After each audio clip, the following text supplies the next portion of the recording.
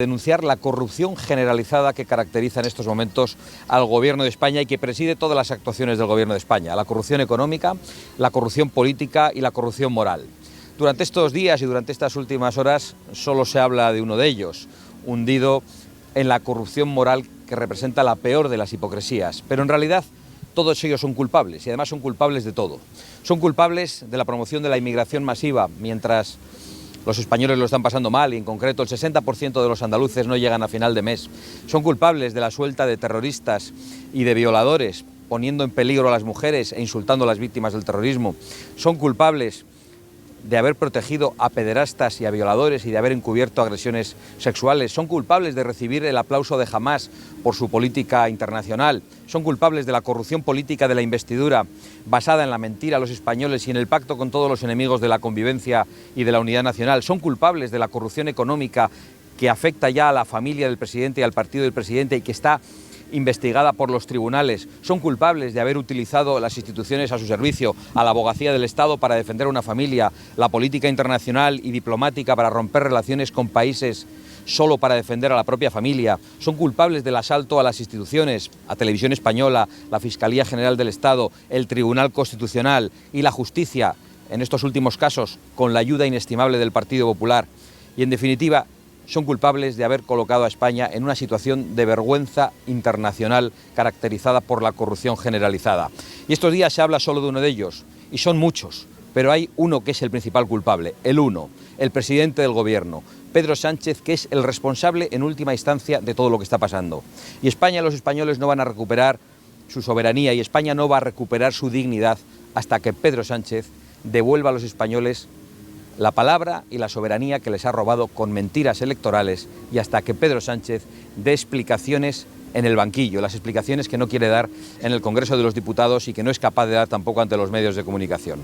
Muchísimas gracias por su atención y me pongo a su disposición por si tiene alguna pregunta. Sí, yo quería preguntarle, después de lo que ha ocurrido, esas informaciones sobre Íñigo Errejón, su dimisión, ¿cómo cree que queda la situación de Sumar? Bueno, yo lo que creo es que queda en auténtica vergüenza toda la izquierda que ha tratado de promover en España la guerra de sexos y convertir a los hombres en presuntos culpables.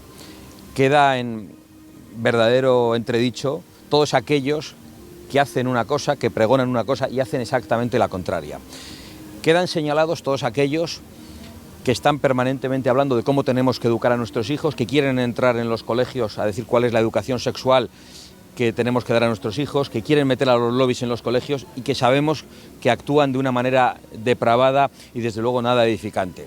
Y queda en entredicho el presidente del Gobierno, queda en entredicho Yolanda Díaz, que ha estado encubriendo y ha estado tapando estos sucesos que conocía hace mucho tiempo. Yolanda Díaz debe dimitir, igual que debe hacerlo Pedro Sánchez, pero Yolanda Díaz ha hecho en este caso una práctica que le caracteriza de tiempo, porque ya había encubierto el caso de un pedófilo que trabajaba para ellos y había despedido a las personas que lo habían denunciado. Por lo tanto, a nosotros no nos sorprende lo que está pasando. Parece que hay algunos, y quizá esto sea una pelea en el ámbito de la izquierda, que se alegran de lo que está ocurriendo. Me refiero al matrimonio de Galapagar. Pero lo cierto es que ellos también son responsables de este tipo de cosas. Y no se nos olvida que precisamente la ministra de Igualdad es la que dijo en España sexuales con quien quisieran. Y yo creo que eso abre una puerta peligrosísima. Y yo creo que eso es de lo que hoy se está hablando más allá de lo que ha hecho un personaje en concreto. Se está hablando de que estas son las personas que permanentemente nos dicen a las familias cómo tenemos que educar a nuestros hijos. Y yo creo que hoy es el día precisamente para denunciar eso.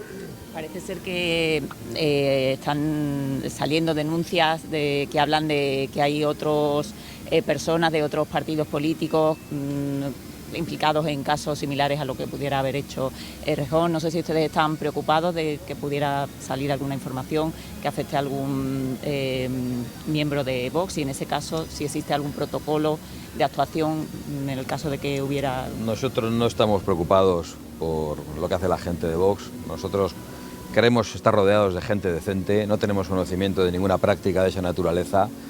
Y si eso se produce, evidentemente nosotros tenemos protocolos. Lo que sí ocurrió en la anterior legislatura es que un diputado de Vox fue denunciado, que no había cometido. Y ese diputado puso el cargo a disposición y abandonó el escaño inmediatamente. Es decir, no hizo ni siquiera valer su presunción de inocencia. Después fue absuelto por los tribunales. Eso es lo que sabemos. Luego los que parece que sí la han hecho, incluso lo reconocen con sus comunicados y descubrimos que Sumar lo sabía, que la izquierda lo sabía y por lo tanto que Pedro Sánchez lo sabía, son precisamente los de izquierdas. Señora, una pregunta sin más en tono local de tema de seguridad. Ayer llegaron a Huelva antidisturbios procedentes de Sevilla por un enfrentamiento entre clanes en una barriada de aquí de Huelva capital. Era por si podía hacer una valoración o si estaba un poco al corriente de lo que viene sucediendo aquí en Huelva desde hace casi un mes. Pues mire, la valoración es clara. En primer lugar, que ante la delincuencia hay que ser implacables. Pero la delincuencia que se produce aquí entre clanes, como la que se produce con el narcotráfico en Cádiz, como de la delincuencia de todo signo.